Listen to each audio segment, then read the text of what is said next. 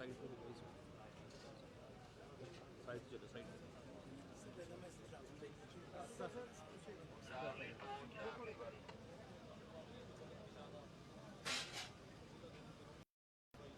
उधर उधर आइए सर। हाँ जी ठीक है मैंने थोड़ा यहाँ से सर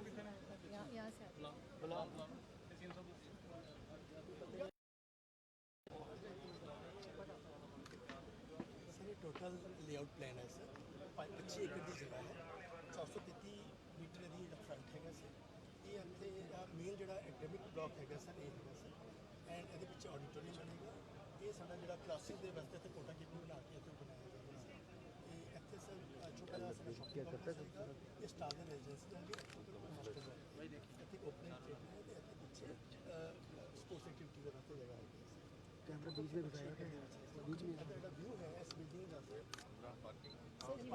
पिछली मीटिंग में क्या ਸੀ ਨਹੀਂ ਸਰ ਹਾਲੇ ਤਾਂ ਇਹਨੂੰ ਅਸੀਂ ਕਿਉਂਕਿ ਕਾਲਜ ਬਣਨ ਟਾਈਮ ਲੱਗੇਗਾ ਇੱਕ ਟੈਂਪਰੇਰੀ ਸਟਰਕਚਰ ਬਣਾ ਰਹੇ ਤਾਂ ਕਿ ਅਸੀਂ ਕਾਲਜ ਨੂੰ ਰਨ ਕਰ ਸਕੀਏ ਫਿਊਚਰ ਵਿੱਚ ਦੈਨ ਵੀ ਕੈਨ ਯੂਜ਼ ਇਸ ਜਿਹੜੀ ਬਿਲਡਿੰਗ ਹੈ ਇਹ ਅਲਟੀਮੇਟਲੀ ਜਿਹੜਾ ਐਕੈਡਮਿਕ ਬਲਾਕ ਹੋਏਗਾ ਐਕੈਡਮਿਕ ਬਲਾਕ ਸੇ ਇਹਦਾ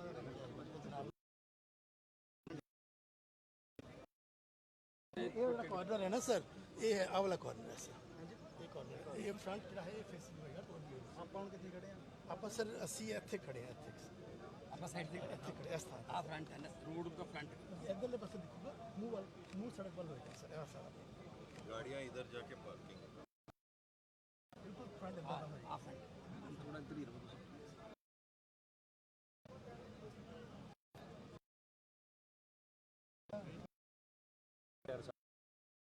बस कर लो फिर 4 फ्लोर ਇਹ 7 ਫਲੋਰ ਹਾਂਜੀ ਇਹ ਟੋਟਲ 2,70,000 ਸਕੁਅਰ ਫੀਟ ਦਾ ਏਰੀਆ ਹੈਗਾ ਸਰ ਆਏਗਾ ਇਹ ਸਾਡਾ ਗੇਟ ਹੈ ਮੇਨ ਇਹ ਥੋੜਾ ਨਾ ਗਿਆ ਸਰ पर दरवाजे के टप ये तो अंदर बढ़ के फिर आ रहा है ਹਾਂਜੀ ਹਾਂਜੀ हाँ एंट्री होगी एग्जैक्ट सर ये सर जो कुछ लेआउट ड्राइंग्स है ये हॉस्टल भी है सर हॉस्टल एकेडमिक ब्लॉक ਦਾ ਅਸੀਂ ਦੇਖ ਨਹੀਂ ਸਕੇ ਇਹ ਉਹਦੀਆਂ 2 ਫਲੋਰ ਦਾ ड्राइंग है टोटल ऐसे 7 एरिया में 7 मंजिला है एरिया हॉस्टल से ये हॉस्टल है सर 7 स्टोरी से ऐसे 530 बच्चों की कैपेसिटी है जो इससे रहेंगे सर यहाँ पर कितने 150 स्टूडेंट्स पर ये सर स्टार्ट तो 75 से शुरू अदरवाइज वी टारगेटिंग 150 पर सर 5 साल का फिर अल्टीमेटली हो जाएगा ना डिमांड उन्हीं बन जाएगी सर बिगनिंग में we are catering for 100 students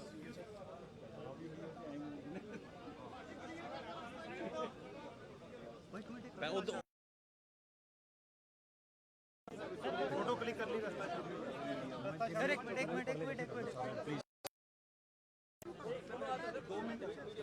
थोड़े एक मिनट साइड तो विचों प्लीज ये फोटो ही नहीं आनी प्लीज बाबा जी बड़ा परले पास फोटो बेटा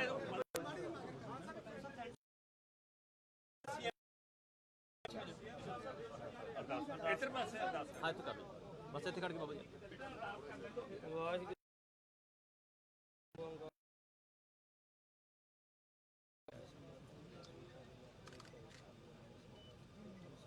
ਗੁਰੂ ਗ੍ਰੰਥ ਸਾਹਿਬ ਦੇ ਪਾਠ ਦਾ ਸੀਜ਼ਾਰ ਦਾ ਧਿਆਨ ਕਰਕੇ ਬੋਲੋ ਜੀ ਵਾਹਿਗੁਰੂ ਗੁਰੂ ਨਿਮਾਣੇ ਦੇ ਮਾਨ ਨਿਤਾਣੇ ਤਨ ਉਤਨੇ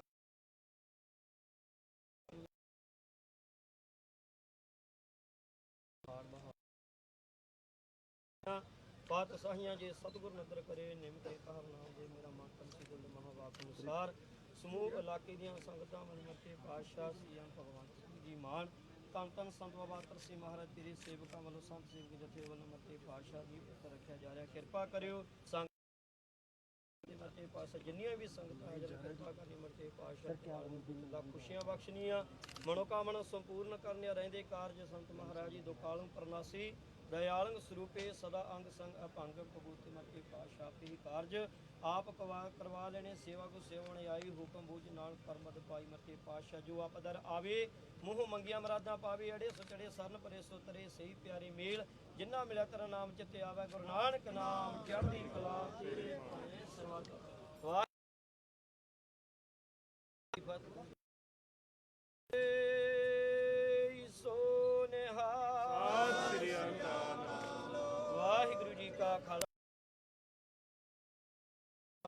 ਸਰ ਇੱਕ ਵਾਰ ਫੈਲ ਕੇ ਖੜੇ ਹੋ ਸਰ ਜਾਂਦੇ ਆ ਸਰ ਸਰ ਇੱਕ ਮਿੰਟ ਪਿਕਚਰ ਨਹੀਂ ਆ ਰਹੀ ਪਿੱਛੋਂ ਬੜਾ ਪਿੱਛੇ ਖੋਲਣਾ ਪੈਣਾ ਹੈ ਬੜਾ ਹੋਰ ਪਿੱਛੋਂ ਨੂੰ ਪੂਰਾ ਖੋਲ ਲਓ ਥੋੜਾ ਜਿਹਾ ਹੋਰ ਪਿੱਛੇ ਪਲੀਜ਼ ਸਰ ਖੋਲ ਲੈਣਾ ਇਧਰੋਂ ਵੀ ਥੋੜਾ ਥੋੜਾ ਬੜਾ ਪਿੱਛੇ ਡੀਸੀ ਸਾਹਿਬ ਆਪ ही आ जाओ आप भी आ जाओ डी साहब इधर आ जाओ आइए ਕਰਾ ਲੈਂਦੇ ਨਾ ਜੀ ਕਮੇਟੀ ਵਾਲੇ ਕਰਾ ਲਓ ਸਾਰੇ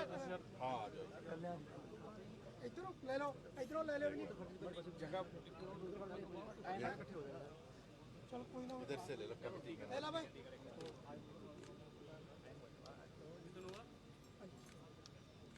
चलो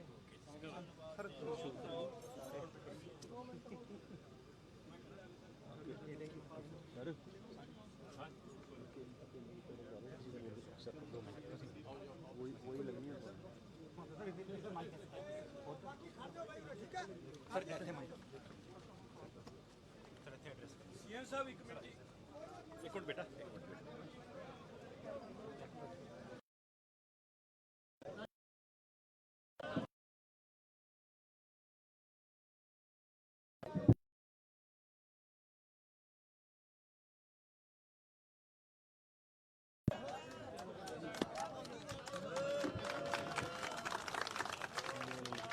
ਯਾਰ ਤੂੰ ਨਹੀਂ ਆਣੀ ਨਾ ਚਾਲ ਸਮਾਨ ਬਹੁਤ ਹੈ ਸੰਤ ਬਾਬਾ ਅਤਰ ਸਿੰਘ ਜੀ ਦੀ ਪਵਿੱਤਰ ਧਰਤੀ ਸ੍ਰੀ ਮਸਤੂਣਾ ਸਾਹਿਬ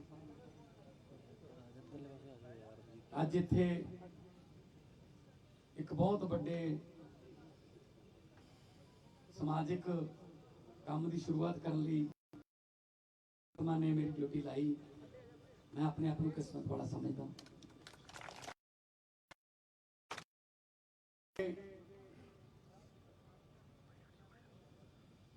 ਸੰਤ ਬਾਬਾ ਅਤਰ ਸਿੰਘ ਜੀ ਵਿਦਿਆ ਦੇ ਸੰਤ ਮੰਨੇ ਗਏ ਨੇ ਉਸ ਜ਼ਮਾਨੇ 'ਚ ਉਹ ਪੜ੍ਹਾਈਆਂ ਜਿਹੜੀਆਂ ਅਸੀਂ ਅੱਜ ਵੀ ਨਹੀਂ ਅਫੋਰਡ ਕਰਦੇ ਜਾਂ ਪੜ੍ਹਦੇ ਉਹਨਾਂ ਨੇ ਉਸ ਜ਼ਮਾਨੇ 'ਚ ਕੀਤੀਆਂ ਉਹਨਾਂ ਨੇ ਵਿਦਿਆ ਦਾ ਦਾਨ ਵੰਡਿਆ ਲੋਕਾਂ ਨੂੰ ਕਿ ਭਾਈ ਪੜ੍ਹੋ ਬੱਚਿਆਂ ਨੂੰ ਪੜ੍ਹਾਓ ਭਵਿੱਖ ਦੇ ਵਿੱਚ ਵਿਦਿਆ ਹੀ ਕੰਮ ਆਊਗੀ ਆਉਣ ਵਾਲੇ ਦਿਨਾਂ 'ਚ ਆਉਣ ਵਾਲੇ ਸਮੇਂ 'ਚ ਉਹ ਬੰਦਾ ਵੱਡਾ ਨਹੀਂ ਹੋਊਗਾ ਜਿਹਦੇ ਕੋਲ ਜ਼ਮੀਨ ਜ਼ਿਆਦੇ ਹੈ ਜਾਂ ਪਲਾਂਟ ਜ਼ਿਆਦੇ ਨੇ ਜਾਂ ਬੈਂਕ 'ਚ ਪੈਸੇ ਜ਼ਿਆਦੇ ਨੇ ਉਹ ਬੰਦਾ ਵੱਡਾ ਹੋਊਗਾ ਜਿਹਦੇ ਜਵਾਕ ਪੜ੍ਹੇ ਲਿਖੇ ਨੇ ਜਿਹੜਾ ਆਪ ਪੜ੍ਹਿਆ ਲਿਖਿਆ ਉਹ ਬੰਦਾ ਵੱਡਾ ਹੋਊਗਾ ਪਲਾਂਟ ਹੋਣਗੇ ਤੁਹਾਡੇ ਕੋਲੇ ਉਹਨਾਂ ਤੇ ਨਜਾਇਜ਼ ਕਬਜ਼ਾ ਹੋ ਸਕਦਾ ਹੈ ਬੈਂਕ ਤੁਹਾਡੇ ਪੈਸੇ ਮਾਰ ਕੇ ਭੱਜ ਸਕਦੀ ਹੈ ਜ਼ਮੀਨ ਤੁਸੀਂ ਵੇਚ ਸਕਦੇ ਹੋ ਕਿਸੇ ਸੰਕਟ 'ਚ ਜ਼ਮੀਨ ਵੇਚਣੀ ਪੈ ਜਾਂਦੀ ਹੈ ਹੋਰ ਜਿਹੜੀਆਂ ਦੁਨਿਆਵੀ ਵਸਤਾਂ ਨੇ ਸਾਰੀਆਂ ਦੀ ਕੋਈ ਨਾ ਕੋਈ ਕੀਮਤ ਪੈ ਜਾਂਦੀ ਹੈ ਪਰ ਪੜ੍ਹਾਈ ਵਿਦਿਆ ਇੱਕ ਇਹੋ ਜਿਹੀ ਚੀਜ਼ ਹੈ ਇਹ ਚੋਰੀ ਨਹੀਂ ਹੋ ਸਕਦੀ ਉਹ ਤੁਹਾਡੇ ਦਿਮਾਗ 'ਚ ਰਹਿੰਦੀ ਹੈ ਨਾ ਇਹ ਚੋਰੀ ਨਹੀਂ ਹੋ ਸਕਦੀ ਇਹਨੂੰ ਤੁਸੀਂ ਕਿਸੇ ਨੂੰ ਇਹਦੀ ਕੋਈ ਰਾਖੀ ਕਰਨ ਦੀ ਲੋੜ ਨਹੀਂ ਤੇ ਇਹ ਜੋ ਕਮਾਈ ਦਿੰਦੀ ਹੈ ਉਹਦੀ ਕਿਸੇ ਕਰੰਸੀ 'ਚ ਕੋਈ ਕੀਮਤ ਨਹੀਂ ਪੈਂਦੀ ਜਿਹੜੀ ਵਿਦਿਆ ਦੀ ਪੜ੍ਹਾਈ ਦੀ ਜਿਹੜੀ ਵਿਦਿਆ ਵਿਚਾਰੀ ਤਾਂ ਪਰਉਪਕਾਰੀ ਤਾਂ ਨਹੀਂ ਕਹਿੰਦੇ ਬੜੇ ਚਿਰ ਦੀ ਮੰਗ ਸੀ ਇੱਥੇ ਮੇਰਾ ਵੀ ਦਿਲ ਸੀ ਬਹੁਤ ਕਿ ਕਦੇ ਮੌਕਾ ਮਿਲਿਆ ਤਾਂ ਇਸ ਧਰਤੀ ਜਿੱਥੇ ਸੰਤ ਬਾਬਾ ਅਤਰ ਸਿੰਘ ਜੀ ਦੇ ਚਰਨ ਛੋਹ ਪ੍ਰਾਪਤ ਧਰਤੀ ਹੈ ਉੱਥੇ ਕੋਈ ਨਾ ਕੋਈ ਪੜ੍ਹਾਈ ਨਾਲ ਵਿਦਿਆ ਨਾਲ ਸੰਬੰਧਿਤ ਵੱਡਾ ਅਦਾਰਾ ਲੈ ਕੇ ਆਵਾਂਗੇ ਕਿਉਂਕਿ ਆਪਣੇ ਇਲਾਕੇ 'ਚ ਇਸ ਗੱਲ ਦੀ ਬਹੁਤ ਘਾਟ ਰਹੀ ਹੈ ਸਾਡੇ ਤਾਂ ਇਹ ਹੈ ਕਿ 10ਵੀਂ ਦਾ ਸਕੂਲ ਦੂਰ ਹੁੰਦਾ ਹੈ 8ਵੀਂ ਕਰਾ ਕੇ ਆਮ ਤੌਰ ਤੇ ਜਿਹੜੇ ਘਰ ਨੇ ਉਹ ਆਪਣੀਆਂ ਬੱਚੀਆਂ ਨੂੰ ਹਟਾ ਲੈਂਦੇ ਸਕੂਲੋਂ ਕਿਉਂਕਿ ਜਾਣ ਦਾ ਕੋਈ ਸਾਧਨ ਨਹੀਂ ਹੁੰਦਾ ਬਗਾਨਿਆਂ ਨੂੰ ਹੱਥ ਦੇ ਕੇ ਜਾਂ ਕਿਸੇ ਟਰਾਲੀਆਂ ਪਿੱਛੇ ਲਟਕ ਕੇ ਉਹ ਜਾਂਦੀਆਂ ਨੇ ਉਹਦੇ ਨਾਲ ਬਹੁਤ ਹੁਸ਼ਿਆਰ ਕੁੜੀਆਂ ਜਿਹੜੀਆਂ ਉਹ ਪੜ੍ਹਨ ਨੂੰ ਰਹਿ ਜਾਂਦੀਆਂ ਨੇ ਹੁਣ ਅਸੀਂ ਇਹ ਨਹੀਂ ਹੋਣ ਦੇਣਾ ਹੁਣ ਤੁਸੀਂ ਸਰਕਾਰ ਆਪਣੀ ਬਣਾ ਲਈ, ਸਰਕਾਰ ਤੁਸੀਂ ਆਪਦੀ ਬਣਾ ਲਈ। ਤੁਸੀਂ ਮੈਨੂੰ ਮੋਢਾ ਫੜ ਕੇ ਰੋਕ ਸਕਦੇ ਹੋ, ਤੁਸੀਂ ਮੈਨੂੰ ਸੁਝਾਅ ਦੇ ਸਕਦੇ ਹੋ, ਸਲਾਹ ਦੇ ਸਕਦੇ ਹੋ ਕਿ ਕਾਕਾ ਐਂ ਕਰੀਏ ਆਪਾਂ। ਸੋ ਹੁਣ ਅਸੀਂ ਕਿਸੇ ਵਾਹਨ ਪੱਖੋਂ ਸਾਡੇ ਪਿੰਡ ਬੱਸ ਨਹੀਂ ਆਉਂਦੀ ਤਾਂ ਕਰਕੇ, ਤੇ ਕਿਸੇ ਪੈਸੇ ਪੱਖੋਂ ਵੀ ਸਾਡੇ ਕੋਲ ਫੀਸ ਭਰਨ ਨੂੰ ਪੈਸੇ ਨਹੀਂ, ਕੋਈ ਬੱਚਾ ਪੜ੍ਹਾਈ ਨਹੀਂ ਛੱਡਣ ਦੇਣੀ ਅਸੀਂ ਉਹਨਾਂ ਨੂੰ ਪੈਸੇ ਪੱਖੋਂ ਜਾਂ ਬਾਹਰ।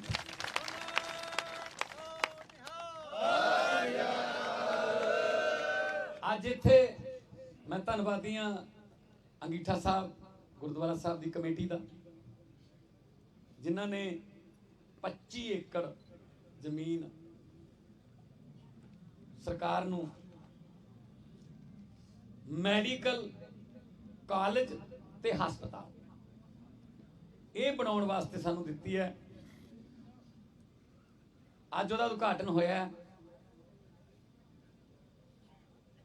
ਦੁਨੀਆ ਦਾ, ਇੰਡੀਆ ਦਾ ਸਭ ਤੋਂ ਵਧੀਆ ਨਕਸ਼ੇ ਬਣਾਉਣ ਵਾਲੇ ਅਸੀਂ ਲਿਆਂਦੇ। ਆ ਤੁਸੀਂ ਦੇਖ ਸਕਦੇ ਹੋ ਬਾਅਦ ਚ, ਭਾਵੇਂ ਇੱਥੇ ਲੱਗੀ ਹੋਈ ਹੈ ਡਰਾਇੰਗ, ਕਿ ਕਿਹੋ ਜਿਹਾ ਹੋਊਗਾ। ਬਹੁਤ ਸ਼ਾਨਦਾਰ ਬਿਲਡਿੰਗ ਬਣੂਗੀ। ਬੱਚੇ MBBS ਪੜ੍ਹਨਗੇ, ਡਾਕਟਰੀ ਦੀ ਪੜ੍ਹਾਈ ਕਰਨਗੇ। ਇਸ ਇਲਾਕੇ ਦੇ ਬੱਚੇ, ਉਹਨਾਂ ਲਈ ਸਪੈਸ਼ਲ ਸੀਟਾਂ ਵੀ ਰੱਖਾਂਗੇ, ਕਿਉਂਕਿ ਇਸ ਇਲਾਕੇ ਨੇ ਜ਼ਮੀਨ ਦਿੱਤੀ ਹੈ, ਇਸ ਇਲਾਕੇ ਨੇ ਇਸ ਇਲਾਕੇ ਦੇ ਬੱਚਿਆਂ ਨੂੰ ਹੱਕ ਹੈ। ਹੋਰ ਵੀ ਬਾਹਰੋਂ ਆਉਣ, ਵੈਲਕਮ। ਬਹੁਤ ਸਾਰਾ ਰੋਜ਼ਗਾਰ ਸਿੱਧਾ ਤੇ ਬਹੁਤ ਸਾਰਾ ਅਸਿੱਧਾ। ਇੱਥੇ ਪੂਰੀ ਰੌਣਕ ਲੱਗੂਗੀ, ਇੱਥੇ ਹੋਸਟਲ ਬਣਨਗੇ, ਇੱਥੇ ਬਹੁਤ ਸਾਰੇ ਡਾਕਟਰਾਂ ਦੇ ਰਹਿਣ ਦੀ, ਸਟੂਡੈਂਟਾਂ ਦੇ, ਮਰੀਜ਼ਾਂ ਦੇ, ਰਿਸ਼ਤੇਦਾਰਾਂ ਦੇ ਰਹਿਣ ਦੀ ਜਗ੍ਹਾ ਦੀ ਲੋੜ ਪਊਗੀ। ਸਾਰਾ ਏਰੀਆ ਬਹੁਤ ਵੱਡਾ ਇੱਕ ਹੱਬ ਬਣ ਜਾਊਗਾ, ਸਿੱਖਿਆ ਦੀ, ਵਿੱਦਿਆ ਦੀ ਹੱਬ। ਜਦੋਂ ਮੈਡੀਕਲ ਕਾਲਜ ਆਉਂਦਾ ਹੈ ਤਾਂ ਉਹਦੇ ਨਾਲ ਜਿਹੜਾ ਹਸਪਤਾਲ ਹੁੰਦਾ ਹੈ ਉਸ ਸ਼ਹਿਰ 'ਚ, ਉਹਨੂੰ ਵੀ ਵੱਡਾ ਕਰਨਾ ਪੈਂਦਾ। ਤਾਂ ਸੰਗਰੂਰ ਵਾਲਾ ਜਿਹੜਾ ਆਪਣਾ ਸਿਵਲ ਹਸਪਤਾਲ ਹੈ ਉਹਦੀ ਵੀ ਕਾਇਆ ਪਲਟੀ ਜਾਊਗੀ, ਉਹ ਵੀ ਬਹੁਤ ਵੱਡਾ ਹਸਪਤਾਲ ਬਣੂਗਾ, ਕਿਉਂਕਿ ਇਹਦੇ ਨਾਲ ਲਿੰਕ ਹੋਊਗਾ। PGI ਉੱਧਰ ਆ ਰਹੀ ਹੈ, ਉਹਨੂੰ ਵੀ ਚਲਾਉਣੇ ਆ। ਟਰਾਮਾ ਸੈਂਟਰ ਬਣੂਗਾ, ਹਾਈਵੇ ਬਣ ਗਿਆ ਬਹੁਤ ਵੱਡਾ।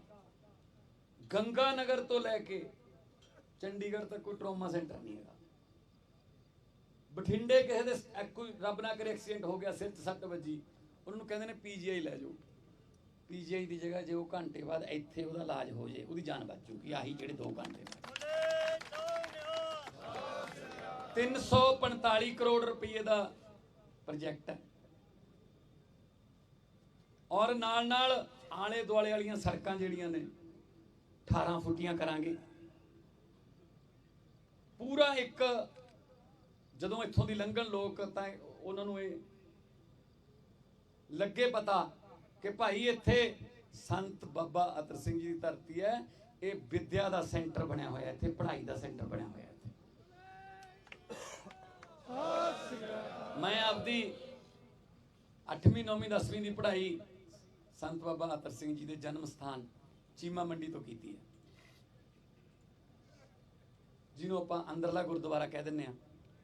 ਸੋ ਅਸੀਂ ਛੋਟੇ ਛੋਟੇ ਹੁੰਦੇ ਮੇਲੇ ਤੇ ਜਾਂਦੇ ਰਹੇ ਹਾਂ, ਤੇ ਕਿਤੇ ਨਾ ਕਿਤੇ ਉਹਨਾਂ ਦਾ ਆਸ਼ੀਰਵਾਦ ਉਹੀ ਕਰਾ ਰਹੇ ਨੇ ਆਪ। ਤੇ ਅੱਜ ਜੇ ਕੋਈ ਸੱਤਾ ਦਾ ਚਾਬੀ ਜੇ ਤੁਸੀਂ ਦਿੱਤੀ ਹੈ ਤਾਂ ਚਾਬੀ ਤੁਹਾਡੇ ਹੱਥ ਹੈ। 31 ਮਾਰਚ 2023 ਇਹ ਆਮ ਤੌਰ ਤੇ ਨੀਂਹ ਪੱਥਰ ਜਿਹੜੇ ਨੇ ਤੁਸੀਂ ਦੇਖਿਆ ਹੋਣਾ ਪਿੰਡਾਂ ਵਾਲੀਆਂ, ਆਪਾਂ ਤੁਹਾਡੇ ਪਿੰਡਾਂ 'ਚ ਵੀ ਬਹੁਤ ਸਾਰੇ ਨੀਂਹ ਪੱਥਰ ਨੇ ਲੱਗੇ ਪਏ ਹੋਣੇ। ਪੰਜਾਬ ਦੇ 90-95% ਨੀਂਹ ਪੱਥਰ ਜਿਹੜੇ ਨੇ ਅਵਾਰਾ ਪਸ਼ੂਆਂ ਦੇ, ਝੋਟਿਆਂ ਦੇ ਖੁਰਕ ਕਰਨ ਦੇ ਕੰਮ ਆਉਂਦੇ ਆ। ਮੈਂ ਕਹਿੰਦਾ ਜੇ ਨੀਂਹ ਪੱਥਰਾਂ ਦੀਆਂ ਇੱਟਾਂ ਹੀ ਚੱਕ ਲਈਏ ਤਾਂ ਵੀ ਕਈ ਕਾਲਜ ਬਣ ਜਾਣਗੇ। ਇੱਕ ਪਿੰਡ 'ਚ 5-5 ਨੀਂਹ ਪੱਥਰ ਨੇ, ਪਰ ਸਾਡੇ ਵਾਲਾ ਨੀਂਹ ਪੱਥਰ ਉਦਾਂ ਦਾ ਨਹੀਂ ਹੈਗਾ। ਸਾਡੇ ਵਾਲਾ ਨੀਂਹ ਪੱਥਰ ਦਾ ਮਤਲਬ ਹੈ 31 ਮਾਰਚ 2023 ਤੱਕ ਇਹ ਕਾਲਜ ਤੇ ਹਸਪਤਾਲ ਬਣ ਕੇ ਤਿਆਰ, 1 ਅਪ੍ਰੈਲ ਤੋਂ 75 ਸੀਟਾਂ ਨਾਲ ਇਹ ਕਾਲਜ ਚਾਲੂ ਹੋਊਗਾ। ਤੁਸੀਂ ਰੋਜ਼ ਇੱਥੋਂ ਲੰਘੋਗੇ, ਜਦੋਂ ਅਗਲੇ ਦਿਨ ਲੰਘੋਗੇ ਤੁਹਾਨੂੰ ਕੱਲ ਵਾਲਾ ਨਕਸ਼ਾ ਹੋਰ ਵੱਡਾ ਹੁੰਦਾ ਮਿਲੂਗਾ। ਤੁਸੀਂ ਕਹੋਗੇ ਯਾਰ ਆਹ ਤਾਂ ਕਮਾਲ ਦਾ ਕੰਮ ਚੱਲ ਰਿਹਾ। ਸੋ ਉਹ ਕੰਮ ਨਹੀਂ ਕਰਨਾ ਕਿ ਨੀਂਹ ਪੱਥਰ ਰੱਖ ਕੇ ਮੁੜ ਕੇ ਆਏ ਨਹੀਂ, ਨੀਂਹ ਪੱਥਰ ਗਲ ਗਏ ਜਾਂ ਭਰਤਾਂ ਪੈ ਗਈਆਂ, ਮੈਂ ਚੀ ਦਬ ਗਿਆ। ਮਤਲਬ ਮੈਂ ਕਿਹਾ ਵੀ ਇਹਨੂੰ ਤਾਂ ਇਹ ਕਹਿ ਸਕਦੇ ਕਿ ਨੀਂਹ ਪੱਥਰ ਨੇ ਖੁਦਕੁਸ਼ੀ ਕਰ ਲਈ, ਵੀ ਮੈਥੋਂ ਨਹੀਂ ਹੋਰ ਚੱਲੀ ਜਾਂਦੀ ਬਦਨਾਮੀ, ਮੈਂ ਤਾਂ ਥੱਲੇ ਚੱਲਿਆ। ਸੋ ਉਹਨਾਂ ਨੇ ਜੋ ਆਪਣੇ ਨਾਲ ਮਜ਼ਾਕ ਕੀਤੇ ਨਾ, ਇਹ ਫਿਰ ਲੋਕਾਂ ਨੇ ਵੀ ਕੋਈ ਘਾਟ ਨਹੀਂ ਛੱਡੀ, ਬਿਠਾਤੇ ਸਾਰੇ ਘਰੇ, ਸਭ ਬੈਠੇ ਨੇ ਘਰੇ, ਕੋਈ ਮੁੱਦਾ ਨਹੀਂ ਲੱਭਦਾ, ਵਿਰੁੱਧ ਬੋਲਣ ਦਾ ਕੋਈ ਚਾਂਸ ਨਹੀਂ ਲੱਭਦਾ, ਉਹੀ ਕਹੀ ਜਾਂਦੇ ਨੇ ਕੁਛ ਨਾ ਕੁਛ। ਉਹਨਾਂ ਦੇ ਪਿੱਛੇ ਨਾ ਲੱਗਿਓ। ਆ 15 ਅਗਸਤ ਨੂੰ 10 ਦਿਨਾਂ ਨੂੰ 75 ਮੁਹੱਲਾ ਕਲੀਨਿਕ ਤਿਆਰ ਹੋ ਕੇ ਚੱਲ ਪੈਣਗੇ। ਮੁਹੱਲਾ ਕਲੀਨਿਕ ਕੀ ਹੋਊਗਾ? ਤੁਹਾਡੇ ਪਿੰਡਾਂ 'ਚ ਵੀ ਬਣਨਗੇ। ਆਮ ਆਦਮੀ ਕਲੀਨਿਕ ਉਹਨੂੰ ਕਹਿੰਦੇ ਆ। ਉਹਦੇ 'ਚ ਕੀ ਹੋਊਗਾ? ਇੱਕ ਡਾਕਟਰ MBBS, ਇੱਕ ਫਾਰਮਾਸਿਸਟ, ਇੱਕ ਨਰਸ ਤੇ ਇੱਕ ਰਿਸੈਪਸ਼ਨ ਤੇ ਬੈਠਣ ਵਾਲੇ। 90% ਬੰਦੇ ਉਸ ਪਿੰਡ ਦੇ ਆਲੇ ਦੁਆਲੇ ਦੋ ਪਿੰਡਾਂ ਦੇ ਉਸ ਆਮ ਆਦਮੀ ਕਲੀਨਿਕ 'ਚ ਆਉਣਗੇ ਤੇ 90% ਬੰਦੇ ਜਿਹੜੇ ਨੇ ਉਹ ਉਸੇ ਕਲੀਨਿਕ 'ਚੋਂ ਠੀਕ ਹੋ ਕੇ ਘਰੇ ਚਲੇ ਜਾਣਗੇ। ਉਹਨਾਂ ਨੂੰ ਸੰਗਰੂਰ ਜਾਂ DMC ਜਾਂ ਰਜਿੰਦਰਾ ਜਾਣ ਦੀ ਲੋੜ ਨਹੀਂ ਪੈਣੀ, ਇੱਥੇ ਹੀ ਬਿਮਾਰੀਆਂ ਚੈੱਕ ਹੋਣਗੀਆਂ। 100 ਕਿਸਮ ਦਾ ਬਲੱਡ ਦਾ ਟੈਸਟ ਹੋਊਗਾ, ਉਹ 'ਚ ਤੁਹਾਡਾ ਬਲੱਡ ਲੈ ਲਿਆ ਜਾਊਗਾ। ਅਗਲੇ ਦਿਨ ਲੈਬੋਰਟਰੀ ਦੇ ਵਿੱਚੋਂ ਤੁਹਾਡੀ ਟੈਸਟ ਆ ਜਾਊਗੀ, ਟੈਸਟ ਦੀ ਰਿਪੋਰਟ ਆ ਜਾਊਗੀ।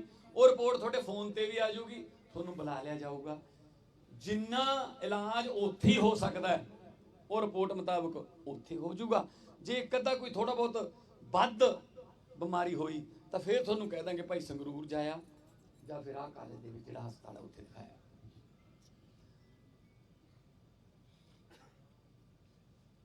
31 ਅਗਸਤ ਨੂੰ 2 ਮਹੀਨੇ ਹੋ ਜਾਣਗੇ ਬਿਜਲੀ 600 ਯੂਨਿਟ ਫ੍ਰੀ ਕਰੇ ਨੂੰ।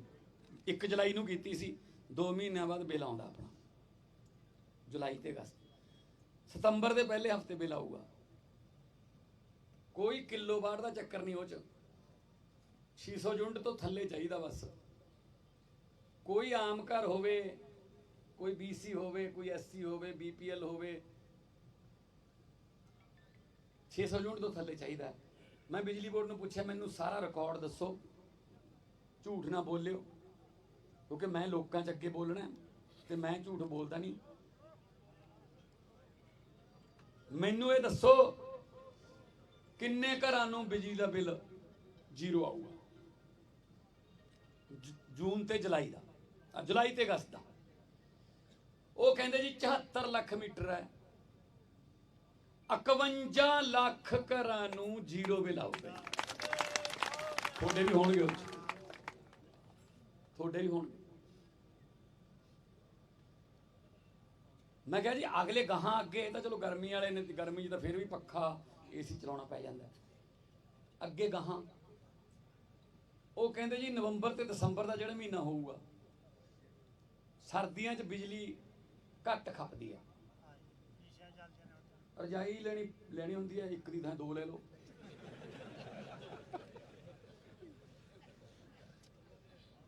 ਤੇ ਨਾ ਗਰਮ ਪਾਣੀ ਨਾਲ ਕੋਈ ਚੱਕਰ ਹੁੰਦਾ, ਭਾਵੇਂ ਪਤੀਲੇ ਤੇ ਕਰ ਲਓ, ਅੱਜ ਕੱਲ ਤਾਂ ਦੂਜੇ ਵੀ ਆ ਗਏ। ਸੋ ਖਪਤ ਘਟ ਜਾਂਦੀ ਹੈ ਜੀ ਸਰਦੀਆਂ 'ਚ। ਤੇ ਸਰਦੀਆਂ 'ਚ ਜਨਵਰੀ ਦੇ ਪਹਿਲੇ ਹਫ਼ਤੇ ਜਿਹੜਾ ਬਿੱਲ ਆਊਗਾ ਨਵੇਂ ਸਾਲ ਦਾ, ਪ੍ਰਮਾਤਮਾ ਸੱਚੀਆਂ ਨੀਤਾਂ ਦਾ ਸਾਥ ਦਿੰਦਾ। ਦੇਖੋ ਤੁਸੀਂ ਸੱਚੀ ਨੀਤ ਨਾਲ ਵੋਟਾਂ ਪਾਈਆਂ, ਸੱਚੀ ਨੀਤ ਦੇ ਪਹਿਲੇ ਹਫ਼ਤੇ ਜਿਹੜਾ ਬਿੱਲ ਆਊਗਾ ਨਵੇਂ ਸਾਲ ਦਾ, ਕਿ ਇੰਡੀਆ ਦੇ ਵਿੱਚ ਪਹਿਲੀ ਵਾਰ ਹੋਊਗਾ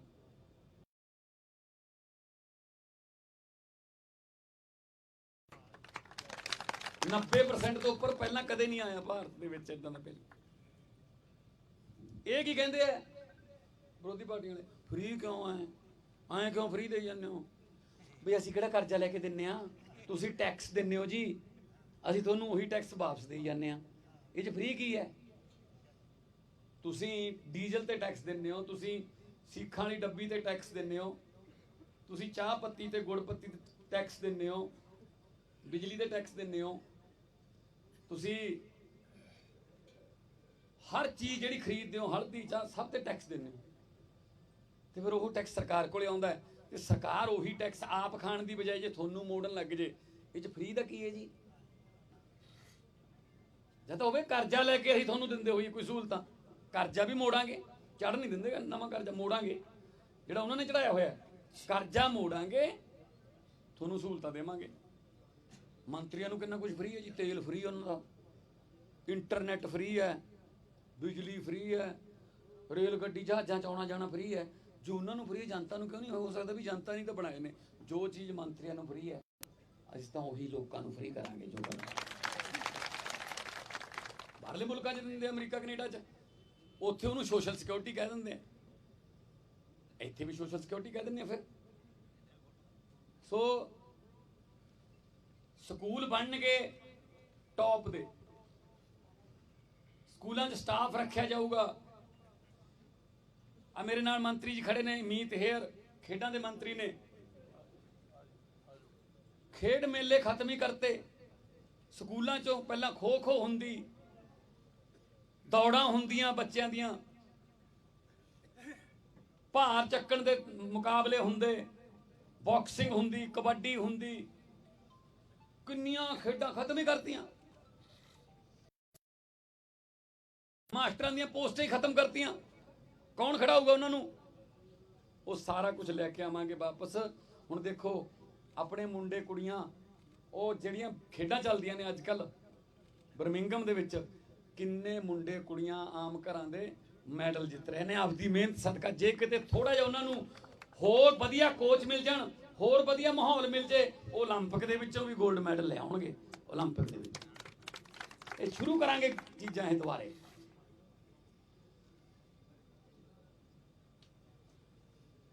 ਇੱਕ ਹੋਰ ਤੁਹਾਨੂੰ ਖੁਸ਼ਖਬਰੀ ਦੇਣ ਲੱਗੇ, ਬੁਢਾਪਾ ਪੈਨਸ਼ਨ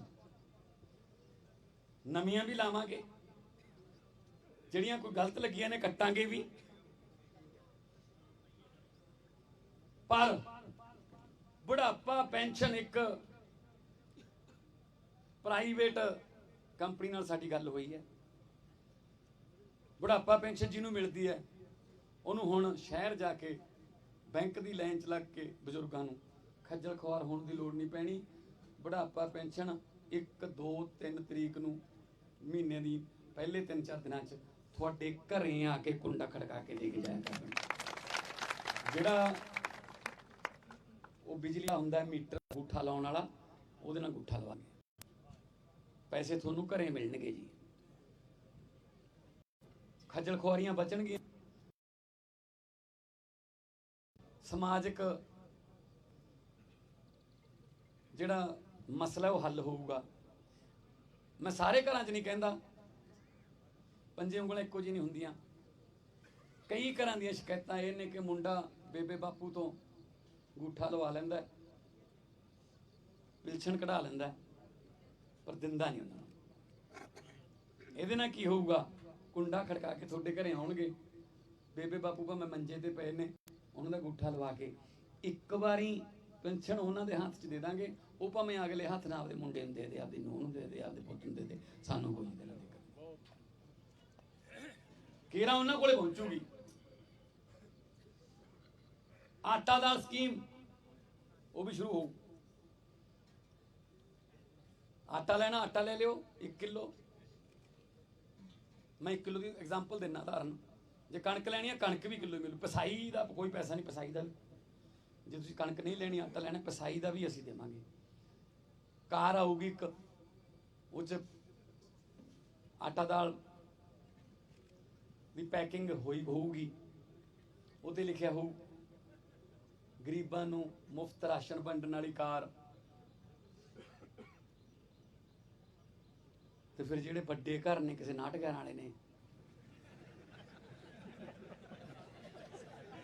ਕਾਰਡ ਬਣਾ ਰੱਖਿਆ ਜਦੋਂ ਉਹਦੇ ਘਰ ਮੂਹਰੇ ਗੱਡੀ ਖੜੀ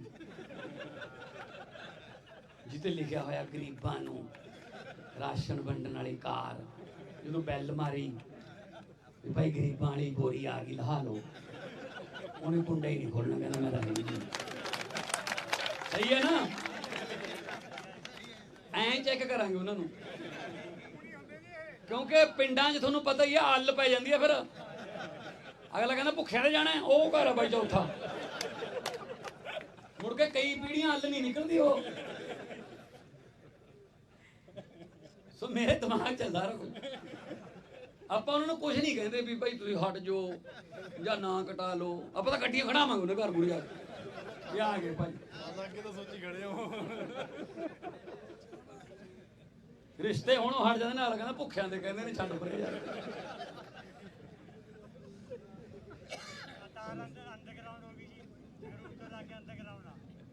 ਸੋ ਤੁਹਾਡੇ ਆਪਣੇ ਆ, ਤੁਹਾਡੇ ਆਪਦੇ ਪੁੱਤ ਭਤੀਜੇ ਆ, ਸਾਰੇ ਹੀ ਆਮ ਘਰਾਂ ਚ ਉੱਠ ਕੇ ਆਏ ਆ। ਕੋਈ ਪ੍ਰਮਾਤਮਾ ਨੇ ਜਿੱਥੇ ਪਹੁੰਚਾ ਤੇ ਜਿੱਡੀਆਂ ਵੱਡੀਆਂ ਪਦਵੀਆਂ ਦੇਤੀਆਂ, ਇਹਦੇ ਵਾਸਤੇ ਤਾਂ ਮਤਲਬ ਲੋਕ ਕਈ ਜਨਮ ਭਗਤੀਆਂ ਤਪ ਕਰਦੇ ਨੇ ਕਿਤੇ ਤਾਂ ਮਿਲ,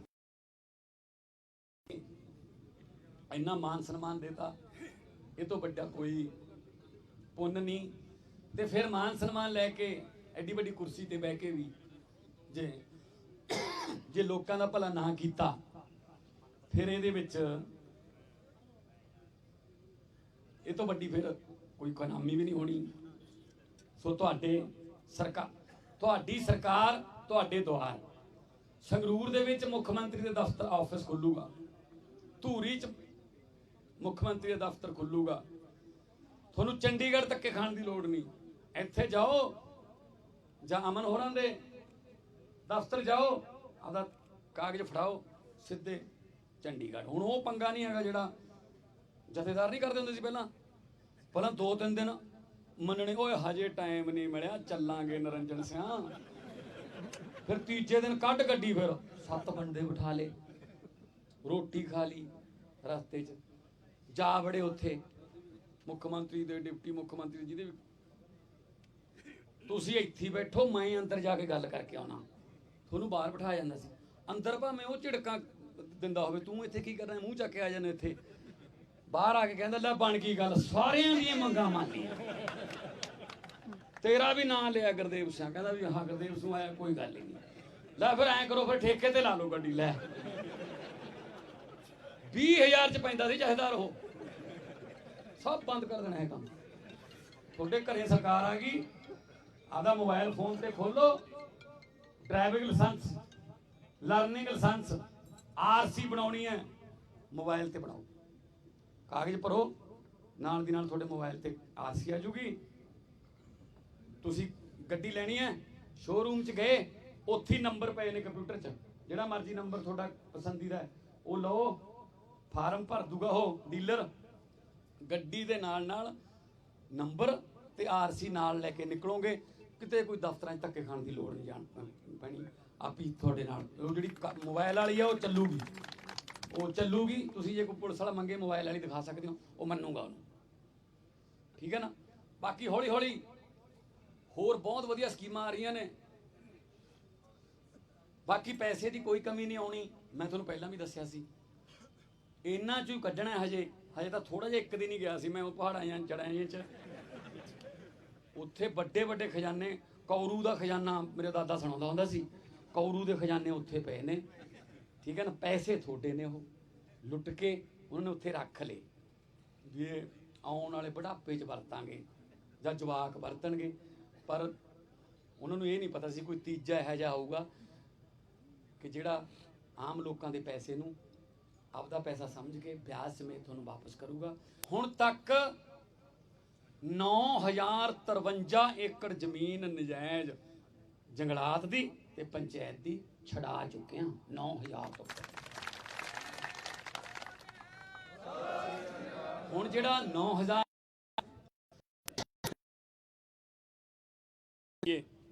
6,000 ਏਕੜ ਤਾਂ ਤੀਜਾ ਹਿੱਸਾ ਦਲਿਤਾਂ ਦਾ, ਗਰੀਬਾਂ ਦਾ ਬਣਦਾ। 2000 ਏਕੜ ਉਹਨਾਂ ਦਾ ਵੀ ਤਾਂ ਠੇਕਾ ਵਧੂਗਾ ਨਾ। 2000 ਏਕੜ ਉਹਨਾਂ ਦੀ ਤੇ ਛਡਾ ਲਈ ਨਾਲ ਨਾ। ਸੋ ਮੈਂ ਇੱਧਰ ਨਰਮਾ ਮਾਰਿਆ ਗਿਆ ਫਾਜ਼ਿਲਕਾ ਵੱਲ, ਮੁਕਤਸਰ ਵੱਲ, ਮੇਰੇ ਨਾਲ ਮੇਰੇ ਅਫਸਰ ਖੜੇ ਨੇ। ਮੈਂ ਇਹਨਾਂ ਨੂੰ ਕਿਹਾ ਗਰਦੌਰੀ ਕਰੋ, ਕਿੰਨੀ ਫਸਲ ਮਾਰੀ ਗਈ, ਇੰਨੀ ਮਾਰੀ ਗਈ। ਫਸਲ ਤਾਂ ਮਾਰੀ ਗਈ, ਚਲੋ ਜ਼ਿਮੀਂਦਾਰ ਦੀ ਫਸਲ ਮਾਰੀ ਗਈ, ਨੁਕਸਾਨ ਹੋ ਗਿਆ, ਉਹਨੂੰ ਤਾਂ ਮੁਆਵਜ਼ਾ ਮਿਲੂਗਾ। ਪਰ ਜਿੰਨਾ ਘਰਾਂ ਨੇ ਉਸ ਨਰਮੇ ਨੂੰ ਚੁਗ ਕੇ ਦਿਹਾੜੀ ਕਰਕੇ ਉਸ ਨਰਮੇ ਤੇ ਆਪਦੀ ਕਬੀਲਦਾਰੀ ਚਲਾਉਣੀ ਸੀ। 3 ਜਾਣੇ ਸੀ, 300 ਰੁਪਇਆ ਦਿਹਾੜੀ ਸੀ, 1000 ਰੁਪਇਆ ਘਰੇ ਆਉਂਦਾ, 5 ਦਿਨ ਕੰਮ ਚੱਲਦਾ, 10 ਦਿਨ 10,000 ਰੁਪਇਆ ਘਰੇ ਆਉਂਦਾ, ਆਪਦੀ ਕਬੀਲਦਾਰੀ ਚੱਲਦੀ। ਉਹ ਵੀ ਤਾਂ ਮਾਰੇ ਗਏ ਨਾਲ ਨਾ ਫਿਰ ਨਰਮੇ ਦੇ। ਸੋ ਉਹਨਾਂ ਦਾ ਵੀ, ਮਜ਼ਦੂਰਾਂ ਦਾ ਵੀ ਜਿਹੜਾ ਮੁਆਵਜ਼ੇ ਦਾ ਹਿੱਸਾ ਹੈ ਉਹ ਸਰਕਾਰ ਦੇਊਗੀ, ਕਿਉਂਕਿ ਨਾਲ ਨਾਲ ਜ਼ਿਮੀਂਦਾਰ ਦੇ ਉਹ ਵੀ ਮਾਰੇ ਗਏ। 9 ਮਾਸ ਦਾ ਰਿਸ਼ਤਾ ਹੈ ਜੀ। ਕਿਸਾਨ ਮਜ਼ਦੂਰ ਏਕਤਾ ਦਾ ਨਾਰਾ ਲੱਗਦਾ ਰਿਹਾ ਉੱਥੇ ਦਿੱਲੀ ਦੇ ਬਾਰਡਰਾਂ ਤੇ, ਇਕੱਠੇ ਰਹਿਣਾ। ਆਪਾਂ ਇਹਨਾਂ ਦੀਆਂ ਗੱਲਾਂ 'ਚ ਕਿਸੇ ਹੋਰ ਦੀਆਂ ਜਿਹੜੇ ਆਪਾਂ ਨੂੰ ਪਾੜਦੇ ਫਿਰਦੇ ਨੇ ਧਰਮਾਂ ਦੇ ਨਾਂ ਤੇ, ਜਾਤੀ ਨਾਂ ਤੇ, ਇਹਨਾਂ ਤੋਂ ਬਚਣਾ ਹੈ। ਬਸ ਇਹੀ ਹੈ ਕਿ ਆਪਾਂ ਆਪਣੇ ਧੀਆਂ ਪੁੱਤਾਂ ਨੂੰ ਕੰਮ ਤੇ ਲਾ ਦਈਏ, ਉਹ ਲੱਗਣਗੇ, ਯਕੀਨ ਰੱਖੋ ਕੰਮ ਤੇ ਲੱਗਣਗੇ।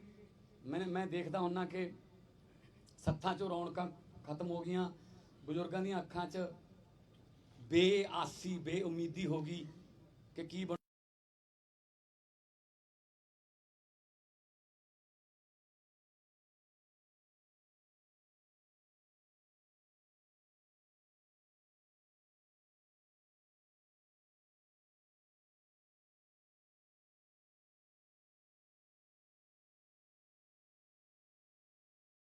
ਦੁਆਰੇ ਭੰਗੇ ਪਾਈਏ, ਰੰਗਲਾ ਪੰਜਾਬ ਬਣਾਈਏ।